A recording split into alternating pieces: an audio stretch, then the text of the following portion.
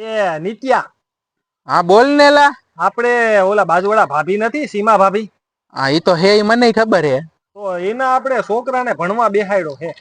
એને છોકરાને ત્યાં ભણવા બેહાયરો? હા. એલા કાકા, પૈસા તો તું જ દેતો હોઈશ ને ફી ના?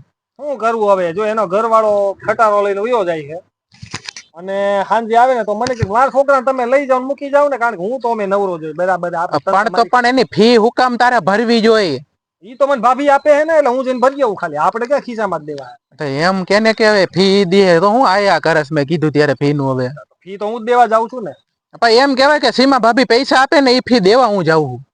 તું શું કામ ફી દેવા જા સીમા ભાભી ની? અરે હું નઈ, તું જાસ ને એમ. ક્યારે? એ તો તને ખબર.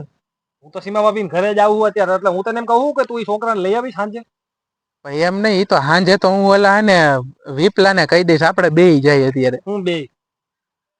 તે કીધું ને હું અત્યારે ઘરે જાઉં. તો તારે શું કામ હે ન્યા?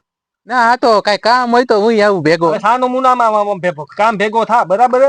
હું જાઉં છું, મારે કઈ પર્સનલ કામ હે પોતાનું ખાસ કામ. એ તો મારે પર્સનલ કામ હોય, એમાં શું હે હું આવું તો. બોલ ને, હું કહી દઈ ત્યાં હું ત્યાં જ જાઉં છું. અરે આ તો ભાઈ પછી એમ સમજી જવાનું હોય કે વારા ફરતી વારો હોય. હાલતી પકડ બે શરમ. અરે ભાઈ મને ખબર હે ને, આ સીમા ભાભી ને જયારે કામ વાળો રાખવાનો હતો ને ત્યારે તે નોકરી ચાલુ કરી પોતાને કચરામાં. આ કહું તું એકવાર પોતું માર, એકવાર હું કચરા, પછી હું બીજી વાર હું પોતું મારી દઈશ, એવી રીતે કરતી. તું હે ને કઈ લાંબી કર માં બરાબર. તું એના છોકરાને સાંજે લેતો આવી જાય 5 વાગે, થોડુંક એને આઈસ્ક્રીમ બાઈસ્ક્રીમ ખવડાવી જાય, 6 સાડા 6 લગી લાવી. પૈસા હું તને આપી 100 રૂપિયા.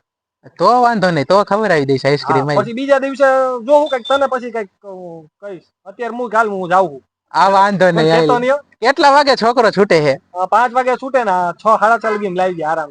હા તો 5 તો તારો કાકો વાગવા આવ્યા, મૂક ફોન જલ્દી. હા.